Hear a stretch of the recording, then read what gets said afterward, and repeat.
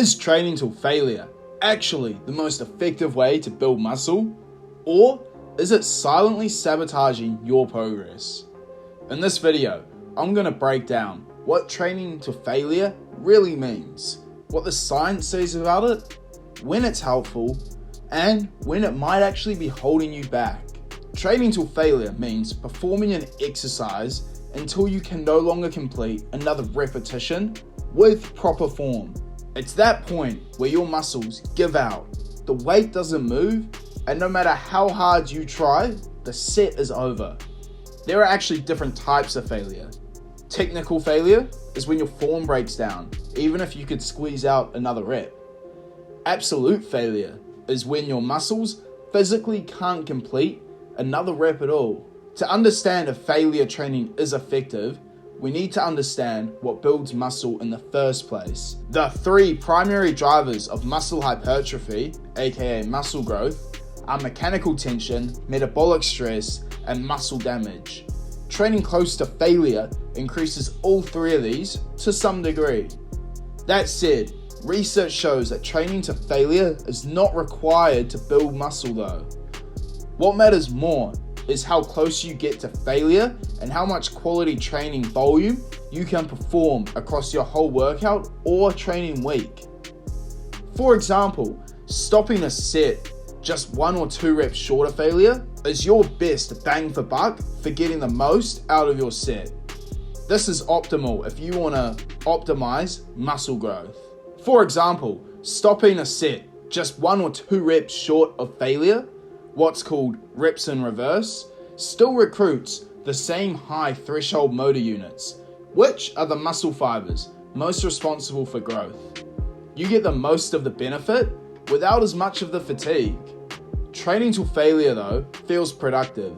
It gives you a mental edge, a pump, and a sense that you're giving it everything you've got. Old school lifters and bodybuilders like Dorian Yates swore by going to failure on nearly every set. But just because it feels intense doesn't mean it's optimal, especially if you're not recovering properly or it's affecting the quality of your overall training. Training till failure every set, especially on big compound lifts like squats, bench press, and deadlifts, has some serious downsides. Let's cover them. Systematic fatigue. Lifting heavy weights demands a lot from your nervous system. Going to failure increases recovery time and often reduces your ability to perform the rest of your workout, or the next day even. Reduce volume. If you burn out early by taking every set to failure, your total training volume suffers, and total weekly volume is one of the strongest predictors of muscle growth. Increased risk of injury. Fatigue leads to breakdowns in form, which can lead to injury, especially when you're pushing your limits with heavy weights. And then recovery demands. Training till failure places a much higher demand on recovery. If you're not sleeping enough, eating enough, or managing stress, it can eventually catch up with you and stall your progress. A 2016 analysis by Dr. Brad Schofield and his colleagues looked at the studies comparing failure training versus non-failure training. The conclusion? Training till failure can increase muscle growth, but only when volume is matched. In other words, failure isn't magic, it's just another way to get the growth stimulus going.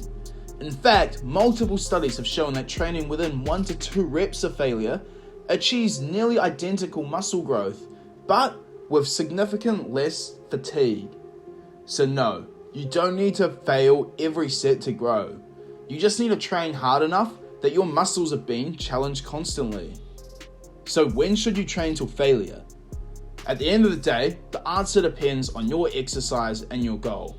For isolation movements like bicep curls, leg extensions, lat raises, going till failure is usually safe and it can be effective. These movements don't tax your nervous system as much and they're easier to recover from.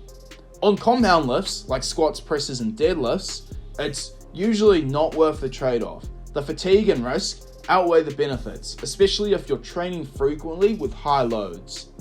If you're going to use failure training, consider saving it for the last set of an exercise, smaller muscle groups or machine-based movements, or special burnout techniques or occasional intensity phases. Training till failure has a time and a place. It can be a useful tool for building muscle, especially on isolation movements and in short phases. But using it all the time on every lift in every session isn't the most effective approach. The goal is to train hard enough to stimulate growth, but smart enough to recover and improve. That means leaving a rep or two in the tank most of the time and going all out when it actually matters.